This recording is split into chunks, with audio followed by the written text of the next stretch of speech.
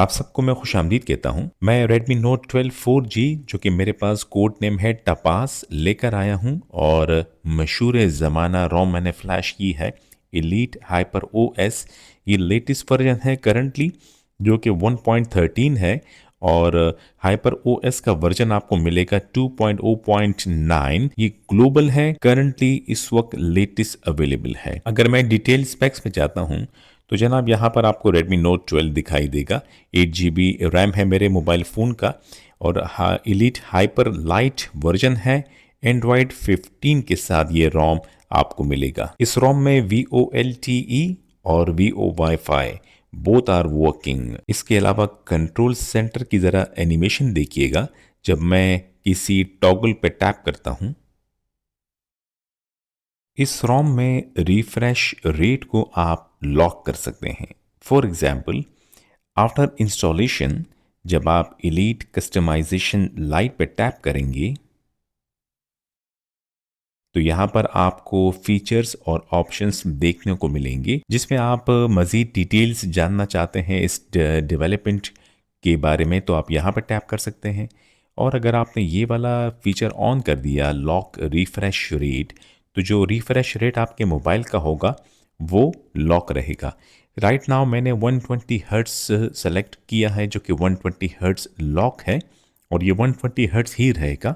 आपको मैं चेक कराता हूँ। इसके अलावा बाकी फीचर्स भी मौजूद हैं और ऑप्शंस भी अवेलेबल है।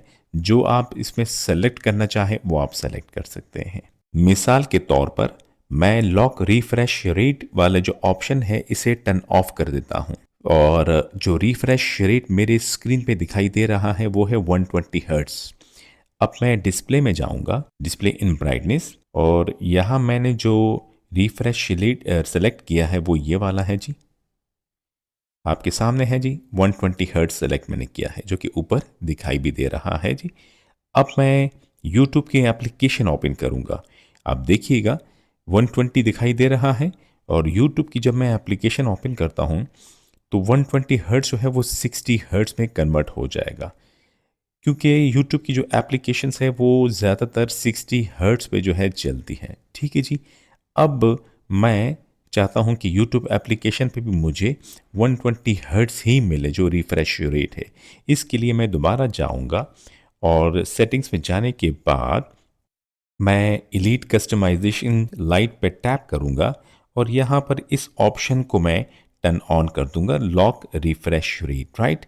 जब इसे टर्न ऑन करूंगा, अब के बार देखिएगा, बैक करके मैं दोबारा YouTube की एप्लीकेशन ओपन करता हूँ तो अब आप देखिएगा कि वो 120 हर्ट्ज पे ही आपको दिखाई दे रहा होगा।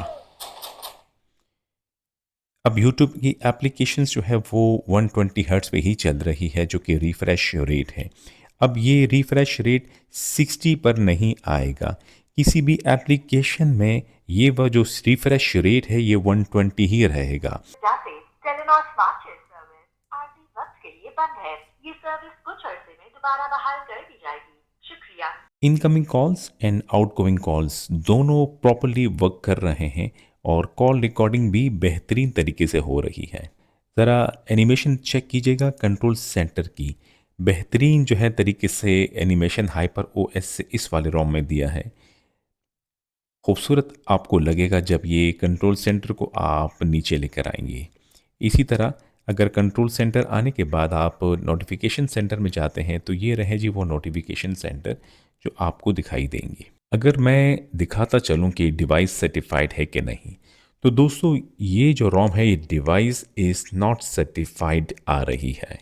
अगर आपने इसको सर्टिफाइड करना हो तो फिर आपने मोबाइल को या रोम को रूट करना होगा। जहाँ तक रोम रूटेड नहीं है तो बैंकिंग एप्लीकेशन में आपको कोई इशू का सामना नहीं करना पड़ेगा, क्योंकि जब रोम रूट होती है तो आपको बैंकिंग एप्लीकेशन का इशू का सामना करना पड़ता है। लेकिन इस वक्त जो है तमाम बैंकिंग एप्लीकेशन प्रॉपरली वर्क कर रही है। आपको मैं एक और बैंकिंग एप्लीकेशन ओपन करा के चेक कराता हूँ, ये देखिएगा। ठीक है जी।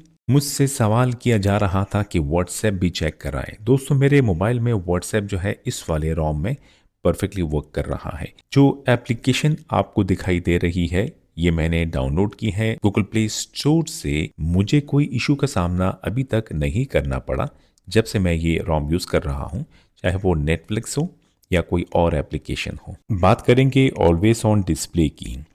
ऑलवेज ऑन डिस्प्ले के जब मैं ऑफ सेटिंग्स में जाता हूँ और यहाँ पर डिस्प्ले आइटम्स पे टैप करता हूँ, तो यहाँ हमें मिलता है फॉर 10 सेकंड्स ऑलवेज शेड्यूल्ड।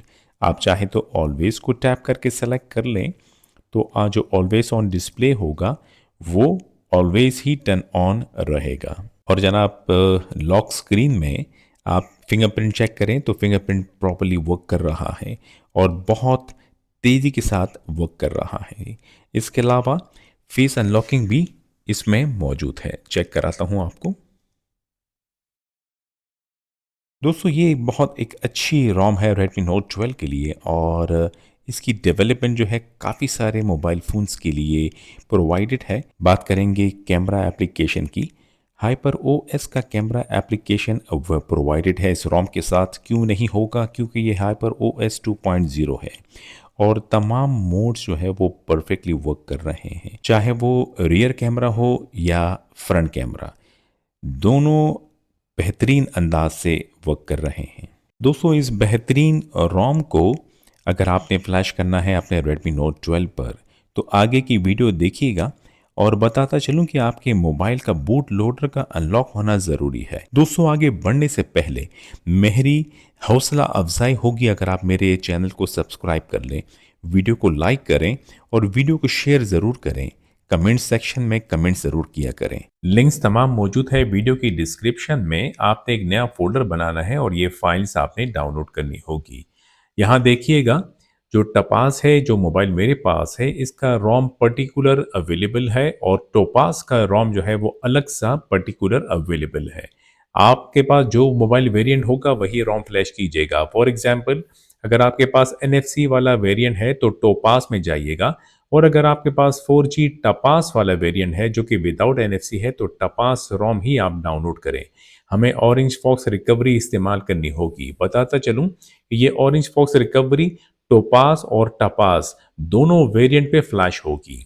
तो जनाब सबसे पहले आपने ऑरेंज फॉक्स रिकवरी को एक्सट्रैक्ट करना है और फिर आपने एक्सट्रैक्टेड फोल्डर को ओपन करना होगा, तो यहाँ आपको फाइल्स देखने को मिलेगी। याद रहे कि आपके मोबाइल फोन का बूट लोडर अनलॉक होना जरूरी है। आपका मोबाइल हाइपर OS 2.0 पे अपडेटेड होना भी जरूरी है। आपने सबसे पहले अपने मोबाइल फोन की बैटरी चेक करनी होगी। अगर 30% से कम हो तो चार्ज कर लीजिएगा, और अगर 40-50% हो या इससे ज़्यादा हो तो वेल एंड गुड। आपने अपने मोबाइल फ़ोन का डेटा सारा सेव करना होगा। अगर आपने डेटा सेव नहीं किया तो ये सारा डेटा फॉर्मेट हो जाएगा। सेटिंग्स में जाने के बाद लॉक स्क्रीन में जाइएगा और स्क्रीन लॉक को टर्न ऑफ ज़रूरी कर दीजिएगा ताकि बाद में कोई इशू का सामना ना हो। और अगर Xiaomi अकाउंट आप यूज़ करते हैं तो Xiaomi अकाउंट को सिंक करके रिमूव कर दीजिएगा। इसी तरह एडिशनल सेटिंग्स में जाने के बाद अकाउंट सिंक में जाइएगा और अपने गूगल अकाउंट को सिंक करके रिमूव कर दीजिएगा ताकि बाद में कोई प्रॉब्लम ना आए। ये सारी चीज़ें आपने कर दी हो तो फिर आप मोबाइल फ़ोन को पावर ऑफ कर दीजिएगा। हमें डेटा केबल की ज़रूरत पड़ेगी और कंप्यूटर की ज़रूरत पड़ेगी। अच्छी क्वालिटी की डेटा केबल यूज़ किया करें डेटा ट्रांसफ़र के लिए और मोबाइल फ़ोन की बैटरी चार्ज करने के लिए। देख लीजिएगा कि डेटा केबल की अगली साइड कंप्यूटर से कनेक्टेड होना ज़रूरी है। Mobile phone totally power of होना ज़रूरी है। मोबाइल फ़ोन को बूट करेंगे फास्ट बूट मोड में, जिसके लिए मोबाइल फ़ोन की वॉल्यूम डाउन की को प्रेस करके रखिएगा और डेटा केबल आप कनेक्ट करेंगे मोबाइल फ़ोन के साथ। थोड़ी देर में फास्ट बूट की स्क्रीन आएगी, इमीडिएटली आपने वॉल्यूम डाउन की छोड़ देनी है। मोबाइल फोन बूट हो गया है फास्ट बूट मोड में और कनेक्टेड है कंप्यूटर के साथ। मैं ऑलरेडी अपने एक्सट्रैक्टेड ऑरेंज फॉक्स रिकवरी के फोल्डर में मौजूद हूं। यहां मैं डबल क्लिक करूंगा flash orange fox batch file के ऊपर, तो रिकवरी की फ्लैशिंग शुरू होगी और विंडो ऑटोमेटिकली क्लोज हो जाएगा फ्लैशिंग के बाद। ठीक है, फिर आपने डबल क्लिक करना है फ्लैश रिबूट पे। जैसे ही डबल क्लिक करेंगे इमीडिएटली आपने वॉल्यूम अप की को प्रेस करके रखना होगा ताकि मोबाइल फोन बूट हो जाए ऑरेंज फॉक्स रिकवरी में। Like 10 to 15 seconds volume up की को प्रेस करके रखिएगा, फिर बटन को छोड़ दीजिएगा और मोबाइल फोन थोड़ी देर में ऑरेंज फॉक्स रिकवरी में बूट हो जाएगा। रिकवरी की स्क्रीन आने के बाद आप देखेंगे कि स्टोरेज जो है वो डिक्रिप्टेड है, यानी कि हम कॉपी पेस्ट कर सकते हैं। इंटरनल स्टोरेज मेरे कंप्यूटर की स्क्रीन पर आ चुका है। सबसे पहले आपने अपने रिकवरी के स्क्रीन पर थर्ड मेन्यू पे टैप करना होगा और फिर उसके बाद आपने ये 4 पार्टीशन सेलेक्ट करने होंगे।